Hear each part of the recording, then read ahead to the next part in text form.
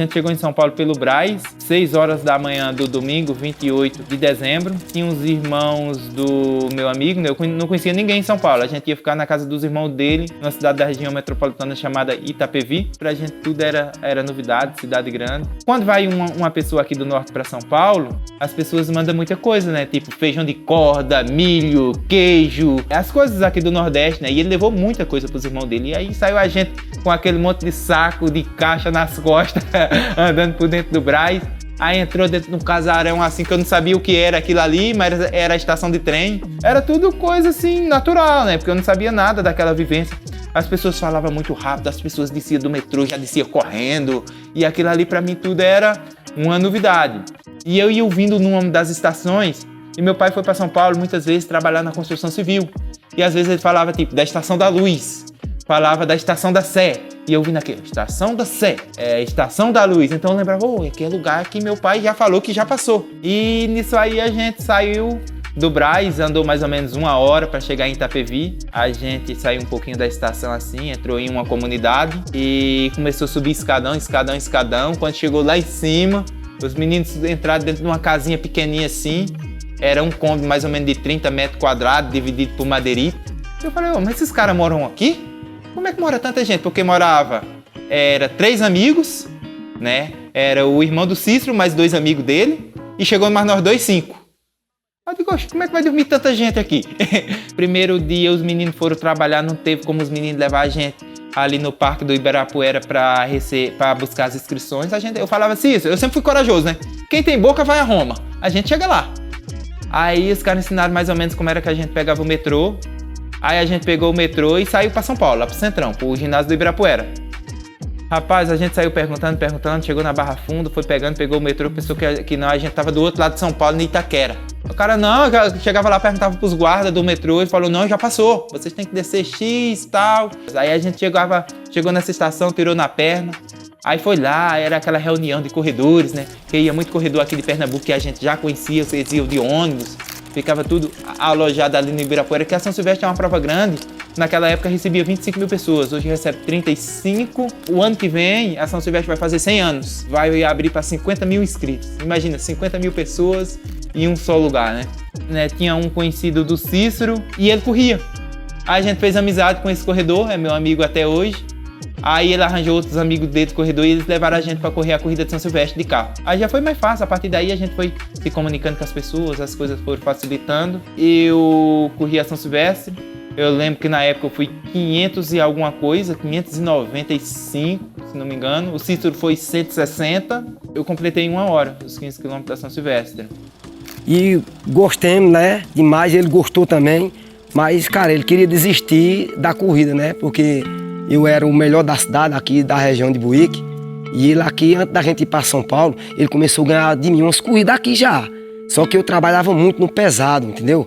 E não tinha um tempo para treinar e correr normal, como ele tinha lá. No sítio ele treinava mais do que trabalhava. Eu trabalhava o dia todo e ia treinar à tarde, aí ia cansado. Aí eu parei para essa São Silvestre uns 15 dias, mas eu corri bem lá em São Paulo, né? E me ficar bem à vontade lá na São Silvestre, que era cidade grande, né? Corrida famosa. Sabia que não podia ganhar. Lá só ganham os profissionais e contados que ganham a São Silvestre, né? A gente foi lá e eu fiz uma boa corrida. Fiquei por incrível que pareça, era parece que 34, 35 mil atletas. Eu fiquei entre os 100. Nessa corrida eu tive um tempo bom de preparamento.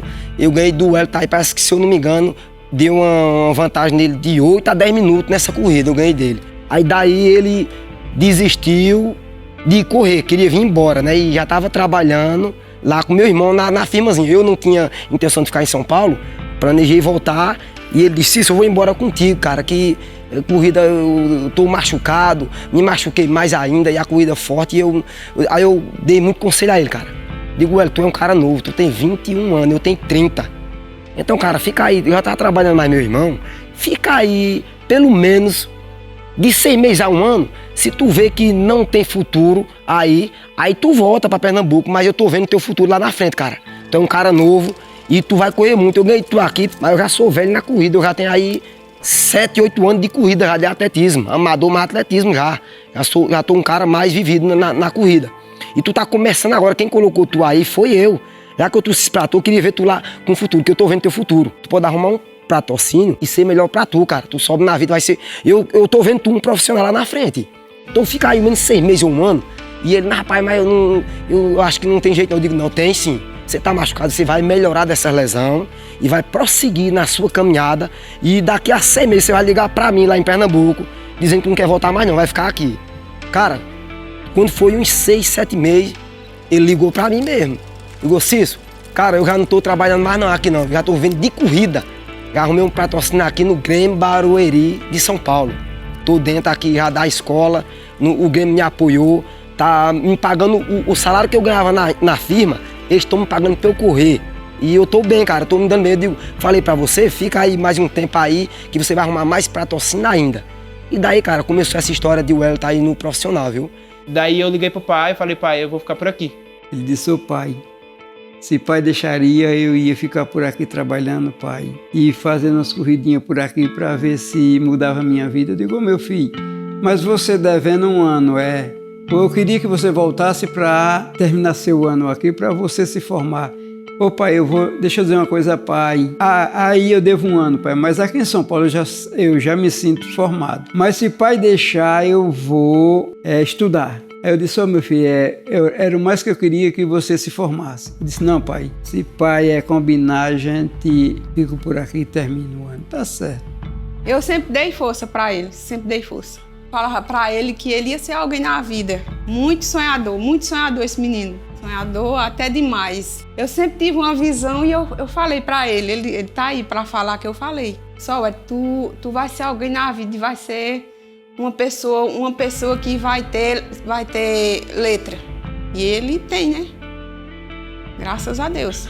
Naquela época a gente não tinha acesso à internet, então eu ia na Lan House, pesquisava os telefones dos clubes, ligava no clube, pedindo uma oportunidade para teste. Só que aí eles me mandavam por e-mail uma ficha para me preencher. Só que a linguagem eu não conhecia, né? Por quê? Eu nunca tinha sido atleta. Então eu perguntava, quantos campeonatos brasileiros você já ganhou? Quantas competições você já ganhou? Quantas corridas de elite você já ganhou? Nenhuma, né? Porque eu nunca tinha corrido. E eu mandava esses currículos, ninguém nunca me respondia. Aí fiquei correndo, né? Quando sobrava um dinheiro eu pagava uma inscrição, ia nas corridas, sempre entrava ali entre os primeiros colocados, não ganhava premiação em dinheiro, era só simbólicas, troféus. Fiz um amigo chamado Reginaldo. Meu amigo tem a idade do meu pai, vai na minha casa, meu amigo até hoje. Aí ele começou a me levar nas corridas. E quando eu chegava nas corridas, eu sempre beliscava ali um pódiozinho. Aí me apresentava para as pessoas, me apresentava para o vendedor de tênis. Eu não tinha dinheiro para comprar um tênis profissional. Ele me apresentava o cara que vendia, me financiava pro cara. Não, pode vender para ele, se ele não pagar, eu pago. Aí o cara vendia o tênis para me pagar 3, 4 vezes.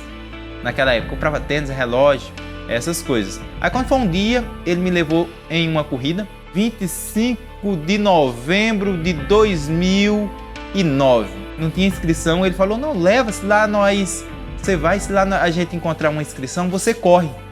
É um circuito chamado Zarro Brasil. Eu digo, beleza, parece que é coisa de Deus, gente. Chegou lá na hora, não arrumou inscrição, tava todo mundo alinhado para largar. Aí eu olhei assim do lado, tinha um professor com um número na mão, o aluno dele tinha faltado. Superação, o nome da assessoria.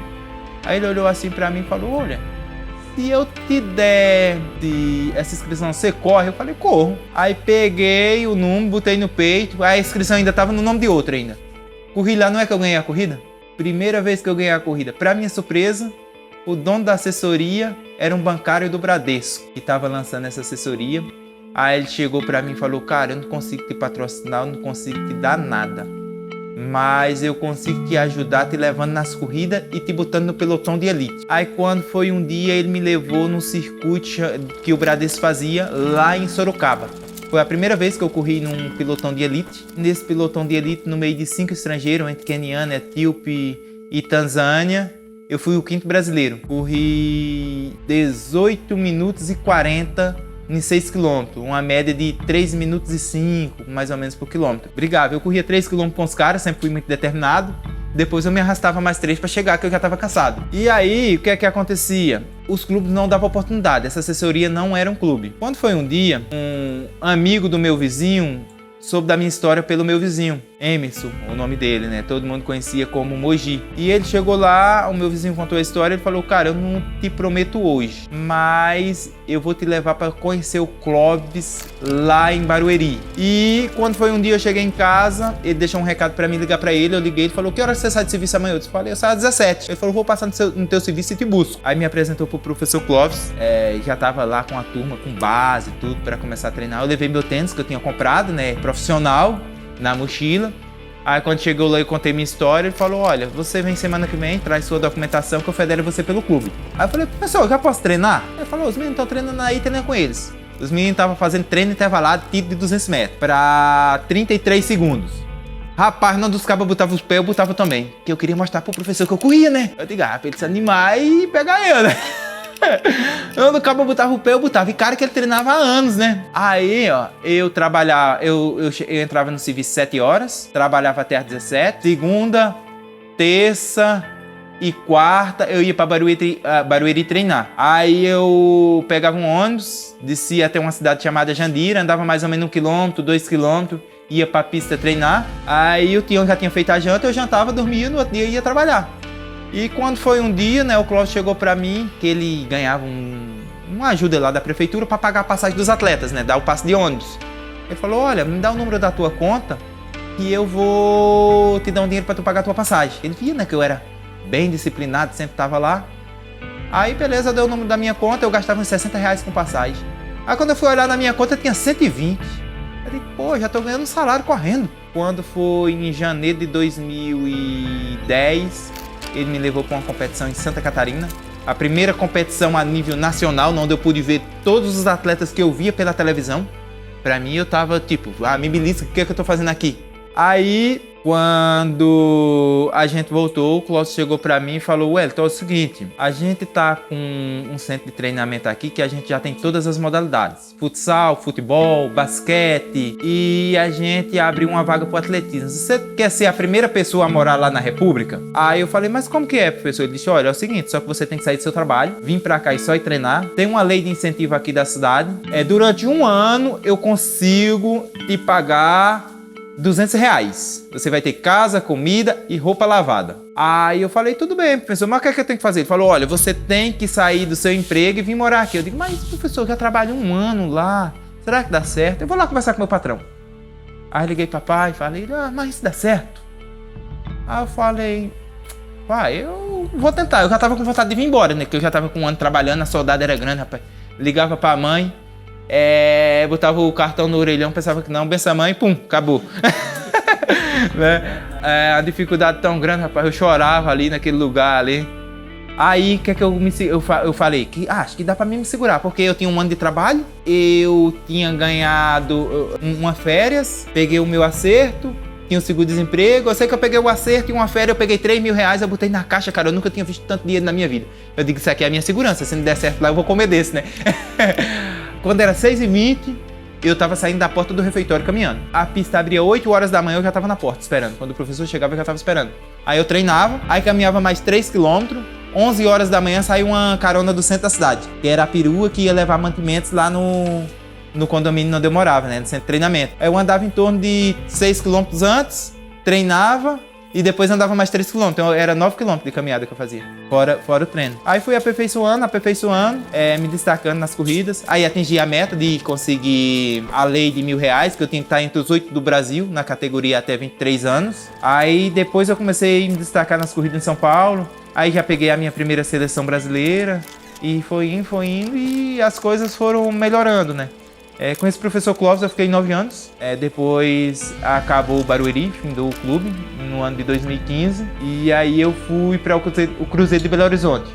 Aluguei uma casa, fiquei morando na mesma região. A minha ida para o Cruzeiro aconteceu da seguinte forma: ainda em 2013 eu liderei 7 km da corrida São Silvestre. Não era uma pessoa desconhecida, tinha ganhado poucas corridas, pequenas as corridas que eu tinha ganho. E eu cheguei a liderar 7 km da São Silvestre. Quando eu cheguei em casa, tinha mensagem do diretor técnico do Cruzeiro que ele me queria no Cruzeiro. Quando ele ligou pra mim, eu falei, professor, eu não consigo ir pro Cruzeiro porque aqui em Barueri me dá o alojamento, eles conseguiram uma faculdade pra mim. Então não vou deixar Barueri. Ele falou, eu te pago o dobro. Naquela época eu digo, mas mesmo assim não vale a pena porque eu vou perder a minha faculdade, né? Aí continuei em Barueri. Aí quando foi no final de 2015, aí o Barueri acabou, né? O clube, o projeto. Eu procurei o Cruzeiro e eles não quiseram me pegar mais. Aí eu peguei, eu sempre guardei um dinheirinho na poupança pra ter uma segurança ali, né? Aí tinha um circuito que era organizado pela Confederação Brasileira e pela Caixa Econômica Federal. Era como se fosse o Campeonato Brasileiro de Futebol, era pontuação corrida. Passava em mais de 30 cidades do Brasil. E eu falei, eu vou correr esse circuito, porque se eu ganhar o circuito eu vou ficar um ano patrocinado pela Caixa. Ganhava um prêmio bom naquela época, ficava um ano patrocinado pela Caixa. Aí em 2015 eu entrei nesse circuito, comecei a rolar o Brasil, conheci o Brasil inteiro. E quando eu tava com as 4, 5 etapas, já pela terceira colocação do circuito, aí o Cruzeiro me procurou, eu mesmo me patrocinava. Então qual era a lógica que eu fazia? A lógica que eu fazia, o prêmio do circuito da etapa era R$4.000 pro primeiro e R$1.000 pro quinto. Então, se eu gastasse R$1.000 de despesa, eu tinha que ir para a corrida para ser pelo menos quinto para pagar a despesa. Então eu me planejava nisso daí. Sempre eu chegava ali entre os 3 e tal. Em 29 minutos e 42 segundos, Wellington Bezerra, o grande campeão dos 10 quilômetros, alcançou o ponto de chegada. Em seguida, Damião de Souza. E em terceiro lugar, Giomar Pereira. Tem atletas de alto nível, né? A gente poderia não ganhar, mas eu corri bem concentrado para tentar fazer o melhor na prova. No fim da noite, o grande campeão, Wellington, e os outros 4 atletas da prova masculina que chegaram na frente receberam prêmio em dinheiro. R$4.000, R$6.000 e R$10.000. O Internacional 9 de Julho é uma tradição na cidade. Há 17 anos, ela une a população para celebrar o aniversário de Boa Vista, que esse ano completou 127 anos. Na hora de correr, o pelotão de elite sai na frente. Não demorou muito para o favorito da prova, o Wellington, se destacar. Aí foi só administrar a posição. Ele cruzou a linha de chegada aos 30 minutos de prova. A corrida 9 de julho vale ponto para o ranking nacional. Ranking que o Wellington ocupa a segunda posição.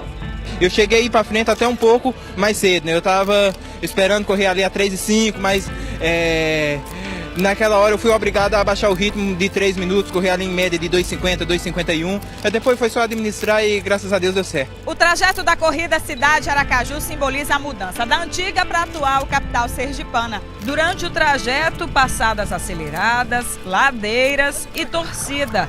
Foi ela quem fez toda a diferença para o pernambucano Wellington Bezerra cruzar a linha de chegada em 1 hora e 15 minutos. 25 quilômetros não é fácil, muita subida, mas graças a Deus a partir do quilômetro 10 acabei distanciando. O público no caminho ajuda bastante, vem agitando, então vem dando bastante energia. Aí depois de umas 3, 4 etapas, eu comecei a pegar a ponta do circuito. Aí o Cruzeiro me fez uma proposta, um contrato de 3 meses. Eu entrei no Cruzeiro em setembro de 2015. Aí eu ganhei o circuito, aí a gente renovou. Fiquei 5 temporadas no Cruzeiro de Belo Horizonte. Fui 8º na São Silvestre de 2016. Fui 11º na Maratona de Berlim em 2018. Solid run indeed by Van Noonen. Da Silva coming through in 11th place. Wellington da Silva of Brazil. 2:13:43, a really. Segundo colocado na Maratona de São Paulo também em 2018, campeão da 10 milhas garoto no Espírito Santo, que era uma prova que eu quebrei um tabu muito grande, né? Porque fazia 8 anos que o brasileiro não ganhava, era só os quenianos. E em 2018 eu tive a oportunidade de quebrar esse jejum.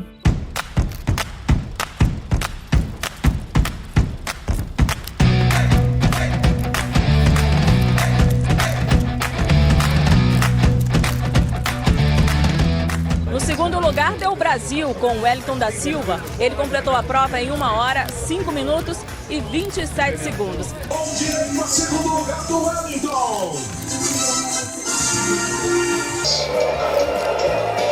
Valeu a sua torcida, você que foi para as ruas, para as avenidas, torcer para os atletas da 35ª Corrida de Reis. É esse o seu papel. É bacana ver essa imagem, né, com a bandeira do Cruzeiro aí, ó. E o pessoal sendo saudado, ó, vai saudar, aplaudir a festa da Corrida de Reis. Os favoritos e o brasileiro, o Wellington Bezerra da Silva, o Cipó. Pacheco, e aí a largada. Largada para os 42.195 metros, o circuito é o mesmo. E fui muito feliz lá no Cruzeiro. Infelizmente, em 2019 o clube acabou. Aí eu fiquei em carreira solo mais uma vez. Aí foi aí que eu decidi representar o estado de Pernambuco. E chama-se Bolsa Atleta Pernambuco. Né? Na minha época, quando eu comecei, não existia. Mas aí o atleta tem que ser nascido no estado, ser federado pelo clube do estado.